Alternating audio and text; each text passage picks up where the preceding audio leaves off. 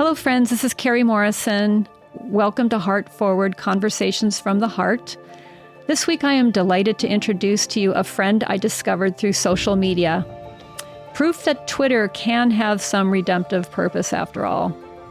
Vincenzo Passante was raised and educated in Trieste, Italy, and then he moved to the UK. He is a psychologist, and for a spell, he worked in the National Health Service. And the contrast between what he experienced in Trieste and what was considered so-called best practice in the UK was pretty stunning. In fact, he describes that experience as brutal in some ways. Vincenzo helps to shine a light on the remarkable vision of Franco Basaglia, the passionate and driven psychiatrist who pushed for the closure of the asylums in Italy. We talk about some of the ideas that are endemic to a Basaglian worldview. What really is an institution, and who does it serve? What does it mean to approach a person as a subject and not as an object? Through the power of Zoom, one of the few good things that came out of this pandemic experience, I can cross the pond and have a conversation, and you are the beneficiaries of my buon fortuna. Buongiorno, Vincenzo. It's so good to see you, although I think it's evening where you are now in the UK. It's late afternoon, yes. Late afternoon. I never asked you what city you live in. I live in London. Okay. Oh, how is the weather on this March? It's quite it's spring weather, so it's a bit cold, but it's okay. Yeah. Okay.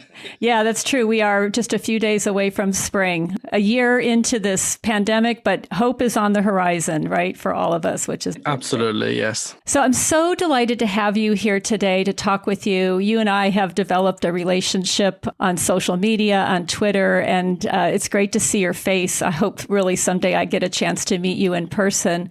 But I'm so intrigued by your story and what you are able to share with me and the people who listen to this podcast, who are very interested in knowing more about the system in Trieste and the inspiration behind it, Dr. Franco Basaglia. And I also feel you bring this unique kind of like package of experiences from living and studying in Trieste and now working in the UK. So I'm really looking forward to where this conversation takes us.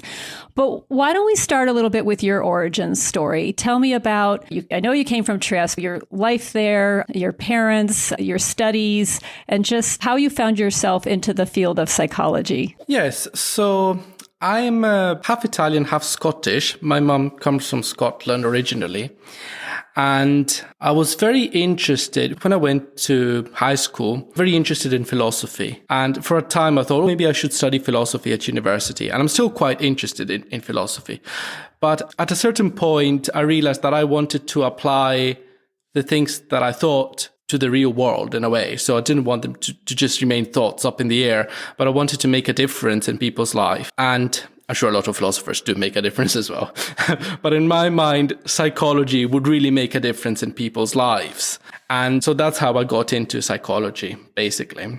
And I have to say, it's been a bit of a journey that I didn't start from the position where I am now, where I'm trying to really push for Basaglia's ideas in the UK. I started with falling in love in the first year at university with experimental social psychology. So very much quantitative methods, research, finding out stuff.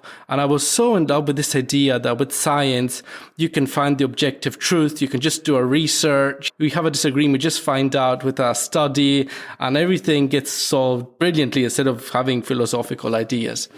And gradually I moved from that belief as I started my studies to a position now where I realized that science is strongly influenced by a vision of care, by what you want to do with science. You can do beautiful things with science and you can do the most horrific things with science. And so there's been a journey. It's very long. That would just be a podcast, just that, I think. But yes, in the end, I moved to the UK. First of all, I knew the language. I never thought that I would live in Trieste my whole life, and thought that in the UK would open up a lot of opportunities that in Trieste, as much as it's a beautiful place, it's a relatively small city. So I thought maybe I'll have more opportunities professionally in the UK. So I do recall you told me that you did do some intern work and you did do some work in the services in Trieste. And what did you do there? Oh, yes. So after my studies, so I did a bachelor's degree, then I did a 2 years master's. I was a service user in services in Trieste as a teenager. I never had a psychotic breakdown, or I never had to take medication, even though for a few years I've been seeing a psychologist. Never in those years anybody raised the fact that I should take medication, by the way. Some people do in Trieste, some people don't, but that was never an expectation. I was then an intern. As part of my training as a psychologist, I did an internship in the drug and alcohol dependency department in Trieste, and then another 6 months with an organization that works with political refugees in Trieste. And I also volunteered, let's say, as coordinating or helping to develop a range of activities for a group of young people that are tied into services in Trieste. And then I qualified as a psychologist in Trieste. So yes, I had experience of coming in contact with a range of services in these activities, both as a service user first and then as a trainee psychologist, basically, later on. I know we're going to talk a little bit about the difference between the system in the UK, which mirrors a lot of what we see in the United States as well. But I'm just wondering if you can just reflect for a moment about how in Trieste there is a emphasis on early intervention with young people who might be experiencing mental health challenges. And it sounds like both through your own experience and with the young people that you worked with or the group you were a part of, that type of early intervention is very key in that system. Would you agree? Yes, I would say that a whole view of the person is generally very important from the start. So when people are helped by the system, there's not a vision that we need to merely achieve a stability of symptoms. You're feeling low, this intervention will make you feel better and that will solve that problem. But there's an attempt to see where you see yourself in the world and help you find a role. And let's say this happens in ways that are not necessarily through technical interventions or through medication. But for example, this was a group of people that I volunteered with that just met regularly. And they still meet, by the way. And I'm still in touch with them and catch up when I go back to Trieste and have lunch together, go on holiday together, just exchange. We're all in our WhatsApp group, patients, professionals, or sometimes it's not clear what the difference is in this group. And we just spend time together. A lot of people, this is not for everyone. Some people maybe started going out to this group, then thought, no, this is not for me. Other people don't have friends, maybe people to talk to, and so they can come along. And it was partly a group of friends, but it wasn't exactly a group of friends. So there were psychotherapists, social workers. And so there was an attempt to look into when were problems, discuss them, to understand them. So it was a bit more than just a group of friends, but yeah, very informal. And so it's about creating a project on the person. This is not just for young people, but it's especially important, I think, when you're very young, because it's so important for you to find a place in the world. Maybe when you're later on in your life, you found it in some way, even if it's not great or indeed very painful. But you're more established as a person, as an identity. Whereas as a young person, you need to find your space. And it's very important to be supported in this respect, not just to have your symptoms leveled or flat or whatever. Yeah, that sense of community permeates so much of what is done in Trieste, that creation of social connections and avoiding isolation and helping people connect with others. And I think it's fascinating that you mentioned that this group of friends not only includes service users, but also people who work within the system. So it's a very kind of egalitarian group. I love that. It's just such a beautiful example of how unique that system is. Let's talk a little bit about Franco Basaglia, because I know you and I share a great interest in him and what a profound impact he had on change in Italy and also in Europe. You are way more versed in his teachings and writings than I am, partially because a lot of them are only in Italian and I have that impediment. But I'm curious, first of all, can you describe for people who are listening to this who he is and why he is so important? And were you exposed to him while you were studying in the university? Yes. So Franco Basaglia was a psychiatrist who, let's say, set up with other people services in Trieste in the way they are now, which means a system with no locked doors and no physical restraint, and was responsible for a wider reform that affected the entire country of Italy, which again could be another episode. So he's been a central figure in this respect, and he's been very influential not only in Italy but in other countries. Unfortunately, not in the English-speaking world, because for one reason or another, he's never been translated in English. Very little of him has been translated in English.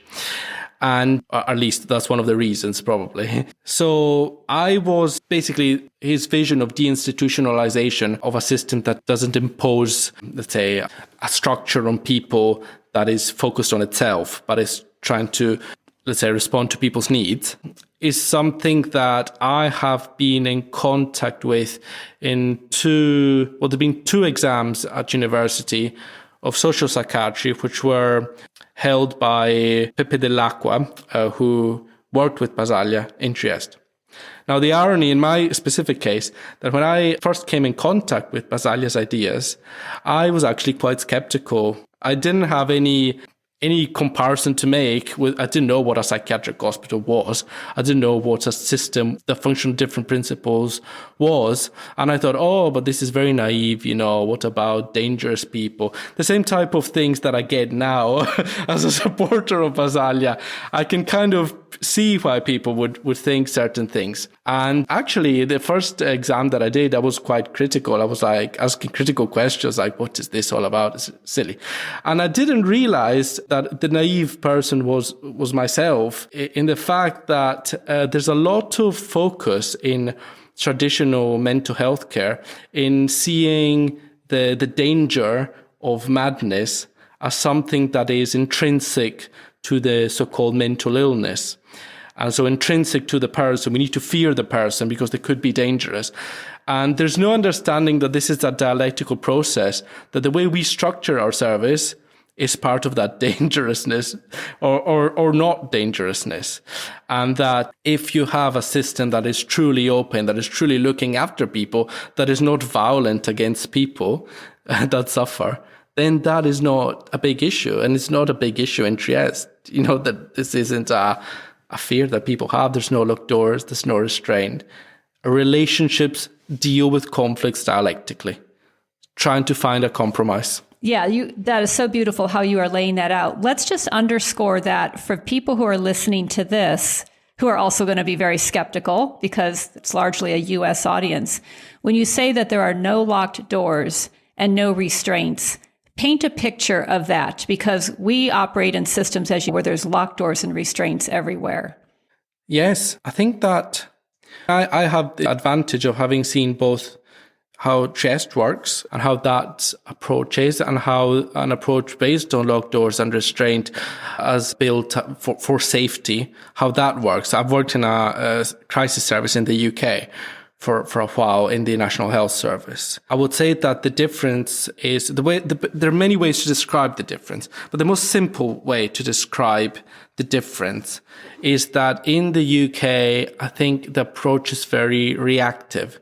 So we start from the assumption that things are going to blow out of control and somebody's going to be very dangerous, very aggressive. And what do you do then with the dangerousness? And we don't understand anything else that happens in that moment, just that the dangerousness. What do you do? And that only leaves you with bad options, obviously. And then you're building a system based on the fear of the dangerous, mad person. And it's a system that's not built to answer the needs of the person, but only the extent to which these people could be dangerous. And it's a violent, usually quite racist system as well, because then this violence is not fairly distributed. For example, in the UK, there's a huge, massive disparity between white and black people being subjected to violent practices. So I think that in Trieste, there's the shift to a proactive approach, which is, okay, we need to provide an answer to these people's needs. What type of service will provide this answer? A locked door system where everybody's wearing alarms, patients are all constantly controlled, we're constantly suspicious about what they might be up to, and we need to keep our distance and all of that. Will that provide an answer to people's needs? No. The more we build a welcoming system, the more we reach out to the person, the more we try to see a range of values even in aggressiveness. What's going on in the person's mind? Why are they scared? What do they fear? What are their dreams? The more we were able to relate to the person with a dialogue, and we show that we're really interested, the more we're able to respond to the person's needs, and the more they're going to help us as well. It's a virtuous circle then that makes it easier, and a lot of problems that seem impossible in a locked door system get addressed by the fact that you build a different type of relation with the person. I love that you brought up the word showing a hospitable system, which is something that I observed when I was there for that month. And I was very graciously welcomed into observing the culture. That notion of hospitality, and I title my blog Accoglienza because it's so powerful and it's so unlike anything that you experience in the US. So I want to talk a little bit about the book that's never been translated into English, L'Istituzione Negata, which is Negated Institution. And I want to talk about that book with you because it is a profound book that really swept Italy and South America and parts of Europe in the late 60s when it was published, but was never translated into English. And apropos of what you just said, I've been reading some excerpts from that book that have been translated. I'm going to read this quote. It says, this is in the chapter on violence and how institutions are actually set up to perpetuate a sense of violence toward the people that presumably are being served. It says, once we become closer to the patient, no longer viewing him as an isolated entity enclosed within an incomprehensible world, but rather as an individual forcibly removed from the social reality to which he once belonged, and uprooted by an institution that assigns him only a passive role, then the institution itself becomes implicated in his behavior. Every event becomes reconnected to the environment in which he lives. And that's what you're referring to, that sense of being trapped, of losing one's identity, of being treated as an object. Like, how would any of us react in that situation? Yes, and also what Basaglia says about this is you don't have any options then because you're an object. The only space that the institution gives you is as a dangerous person. Every attempt at getting a bit more freedom, get more liberty is seen as a risk that we need to control. And therefore you have no option. You have no recovery option. And the only way out for a lot of people then is a tragedy. And so I think this is very powerful also because of another thing, which is if we treat the person as an object, it doesn't matter.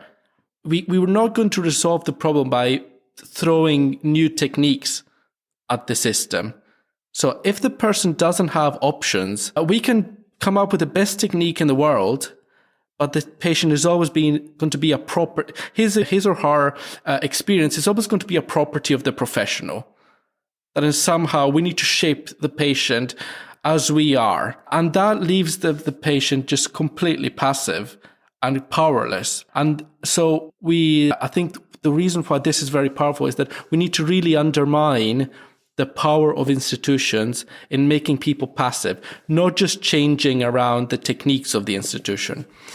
Yeah, so you're bringing up a power dynamic that exists between presumably the people with clinical expertise who are in a different system, the American system or the British system, seen in a hierarchical role as superior than or of having greater knowledge over the person who is the object of the clinical intervention. So going back to that risk management, you're talking about institutions, which Basaglia was very anti-institution. And it's really critical for us to think about how pervasive institutions are in our life. They exist in education, they exist in our judicial system, our health systems, etc. In reading the chapter I was looking at, it said institutions exist to protect against that which must not happen.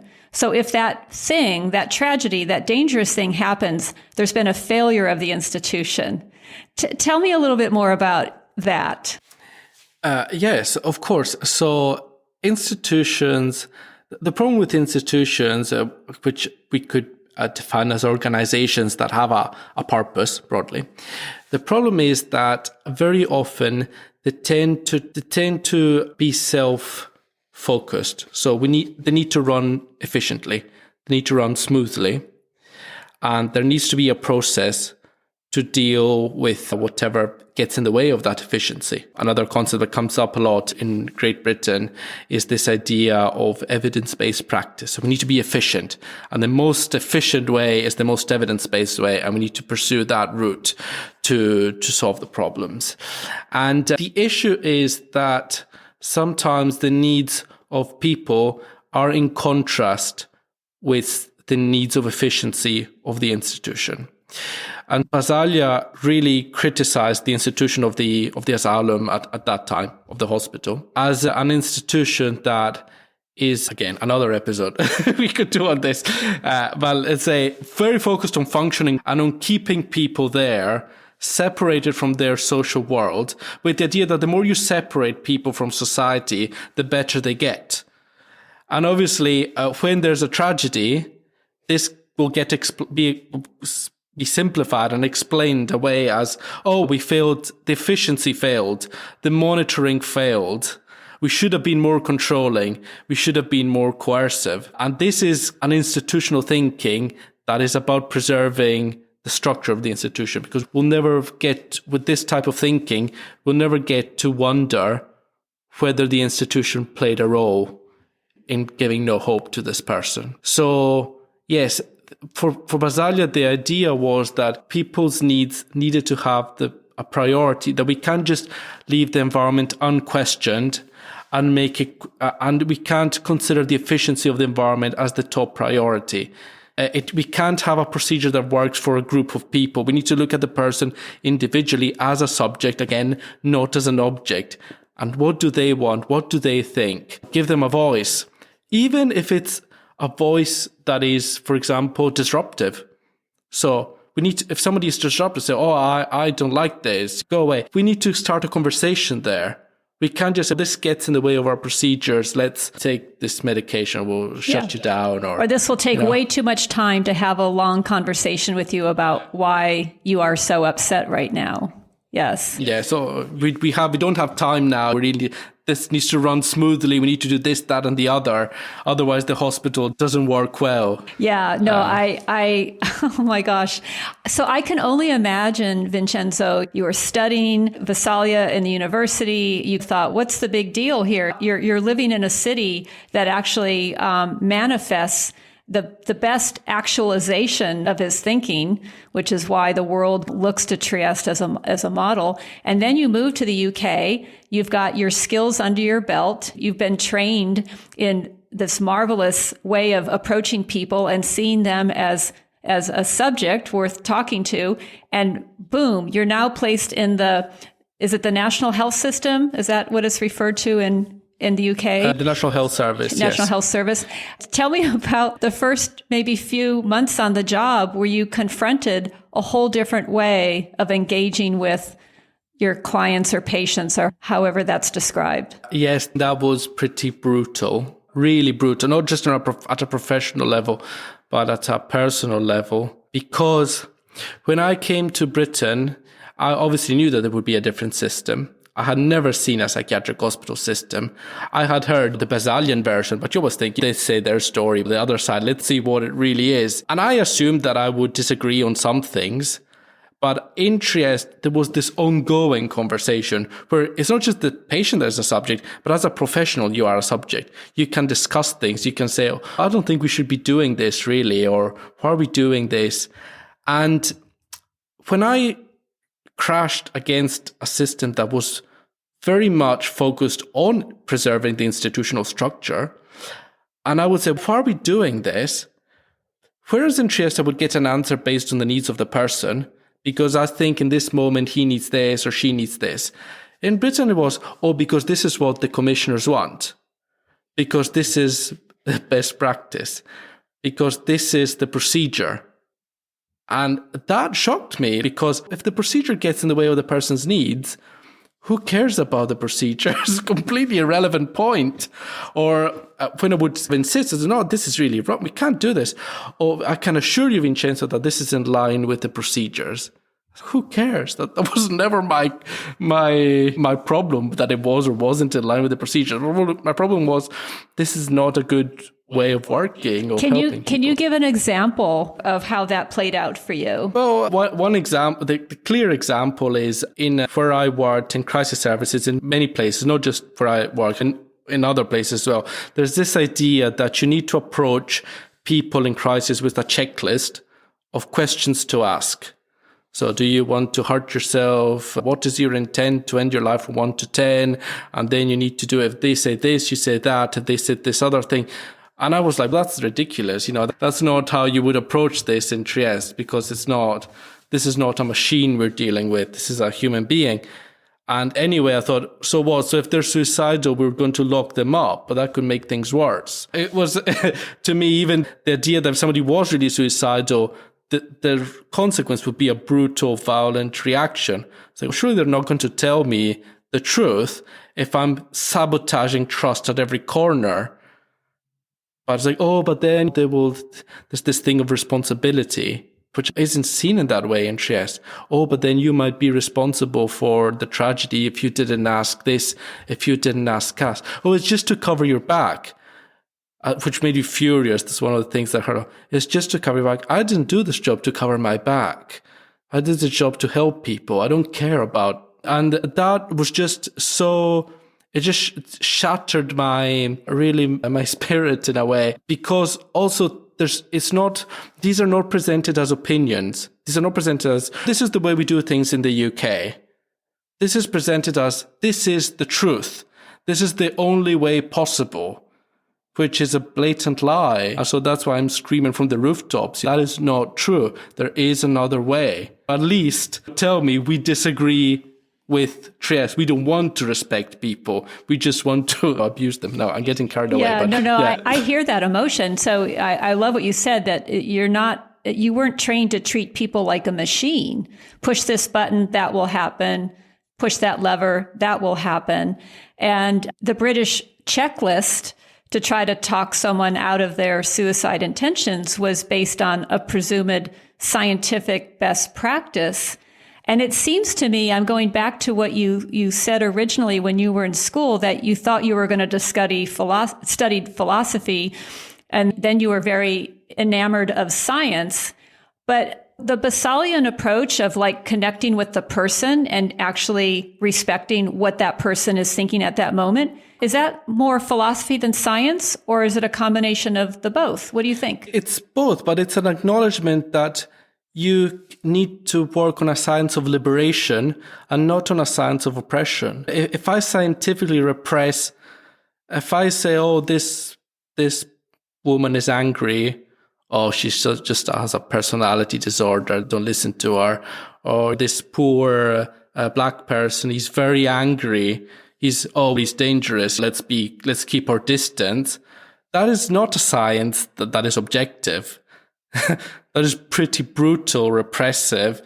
It's a science that is defending power structures, and it's not a science that I believe in. I believe in that there's a lot that science can offer, but we can't just abandon our values and just presume that science is going to sort everything out in itself, as they're trying to promote as an idea. And the UK and also the US, from what I see, this idea, oh, we're evidence-based, we're the best.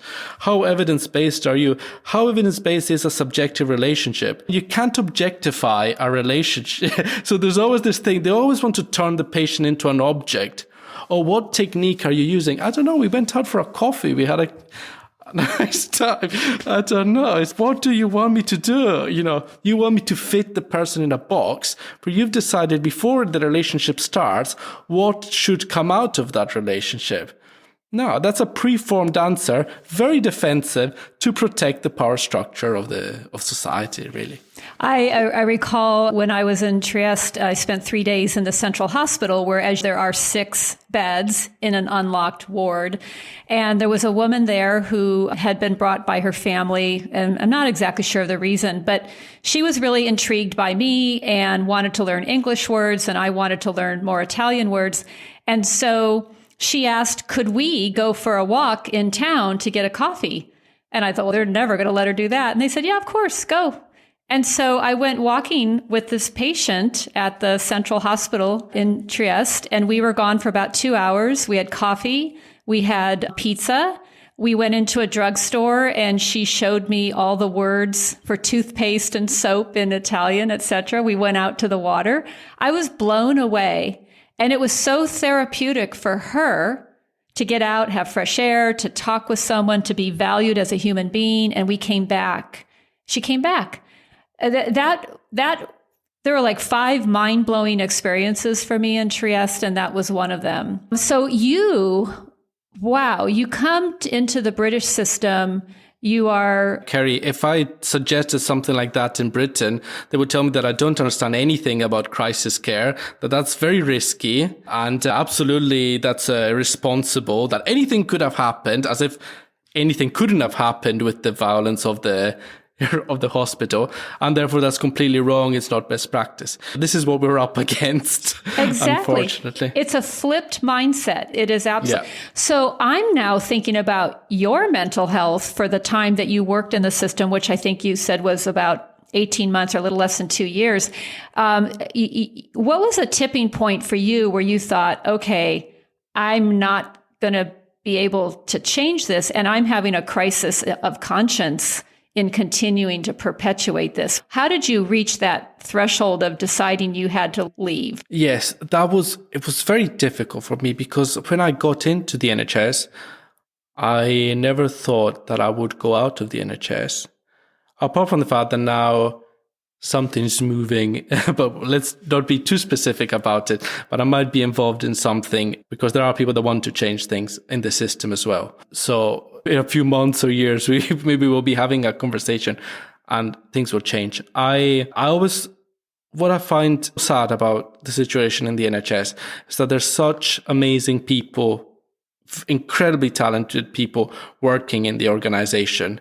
It's not an organization of evil people that want to hurt patients. People that work in the NHS generally would like to help, but there's a system that is brutal, violent, and I think that the tipping point for me was when I realized that there was no acknowledgement of the value of my training. There was no possibility even to say, oh, actually, I don't believe in locked doors. And still now to this day, people keep having these big experts telling me, oh, you don't know anything. And I was just finding it hard to justify. Increasingly, I was thinking, how can I justify my role here? Because I am engaging in stuff.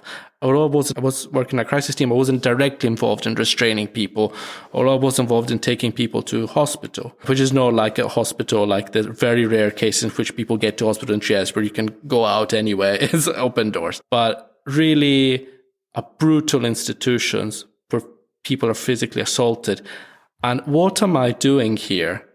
And I could not provide an answer to that at a certain point. So then I briefly went to apply for a CBT short, let's say, course, which was even worse. What is CBT? Cognitive behavioral therapy, but it was the only course that was vaguely psychological. I thought maybe I could find a more psychological mindset here. It's even worse in a way. And then I just left. And you always learn. So you always learn from, if I'm going to be involved in a different capacity maybe, but I've learned things. I've learned how the system thinks. Whereas I was completely unprepared for what I would find. And it still amazes me to this day that people don't know that Trieste exists in the English speaking world. Most people don't. So yeah, it's very sad. And that's why you're here talking to me today, because I feel you and I both share a deep conviction that more people need to know about this, because it shows what is possible and how people can be treated with kindness and respect and dignity. Where did you go after you left the NHS then? Yes, then I went to, let's say, we call them charity in the UK. So services that have a bit of their funding that comes from charity, but a lot of the funding comes from just public funds. And it's basically accommodation for otherwise homeless people with long-term substance use challenges. And I have a bit more freedom. There's still problems, obviously, but I think I have a bit more freedom and it's a bit better for me. And I found that I decided to change my strategy after the NHS. Before, when I was in the NHS, my idea was I need to try and adapt my skills to the system and try to see if they're going to listen to me. Some individuals cared, but the system doesn't really, because the system is focused on its institutional structure and making everything work. And if you get in the way, you're just a problem. But I thought, you know what, I'm going to change now. And the gently way, I'm going to abandon it. I'm just going to say what I think. And I'm going to find a platform. And even if it's offensive to the system, I'm just going to say it. And so with a colleague, I started a podcast and I said, I'm just going to talk about what I think and I'm going to try to make contacts and I'm going to see if in this way, even if there's a total clash, maybe I can get to some communication with the system where my position is in some way acknowledged and I can be respected. Even if people disagree with me, I can be respected. And I think it's going. I think so too. I'm here now, so it's something I'm doing right, I think clearly. That is exactly how we found each other. So the name of your podcast is A Place of Safety. What does that mean? Yes, so the psychiatric hospital in the UK is commonly referred to as a place of safety, which is obviously brutal, as I said, very violent, racist institution. And so one of the things that violent institutions do is change the meaning of words. Safety becomes control, coercion. And so I thought, if I want to, a best practice becomes just the opinions of people at the top. Person-centered means the opposite of what it is. It's very 1984 in a way, but I don't want to sound too much of a conspiracy theorist. But anyway, I thought in this podcast, we need to start reclaiming the words and the status of how things are, let's say. So it's called A Place of Safety with a question mark. So we need to problematize these concepts. We can't just accept that somebody tells you that restraining people is best practice. And we say, okay, if the leader says it, then it's true. We need to start questioning things. We need to start really with the basis that you can't take care of people with open doors and no restraint. And it's not, another thing that I found a lot with Trieste, some people try to make it non-problematic. So, Trieste is absolutely very inspiring, but also the locked doors and the restraint. It's also lots of different cultures with different ways of doing things. That's too easy. If you don't lock people up in Trieste, what on earth are we doing in the rest of the world? Yeah. And I know that's offensive and difficult, but we need to say it. Right. No, I imagine you feel the same way I do, that it just seems impossible that we could ever see change. We can never, ever replicate Trieste. It really is it's like the North Star for the world, because even parts of Italy have not been able to fully embrace that model. But it continues to be a North Star. It continues to challenge us that we can do better. With your podcast, I know you've been doing it for a couple of years. It's pretty impressive. If you think about the people who listen to this podcast, who are very hungry to know more about the system in Trieste and how we could do things better, to be inspired, what are maybe 2 or 3 episodes that you would encourage people to listen to as they further their understanding? And I'll put that in the episode notes also. Yes. So for example, episode 10 was an episode in which I went through the whole story of how the system changed in Italy. Because, it was a change in Italy. It wasn't just as the best example of the Italian system, really, and how Italy moved from a pretty horrific asylum system to an open door system. I think that's important because Trieste wasn't born with everybody caring for each other, everybody loving to help people. Italy had a brutal system based on the fascist system that was there before.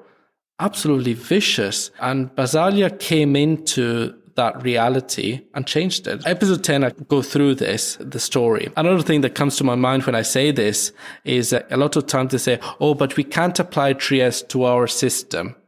And when people say that, they don't understand anything about Trieste, because Trieste was specifically not applicable to the previous system. That's the whole point. If it can be applied to a violent system, forget it. It's nothing. It mustn't be applicable to a violent system to be able to have any impact.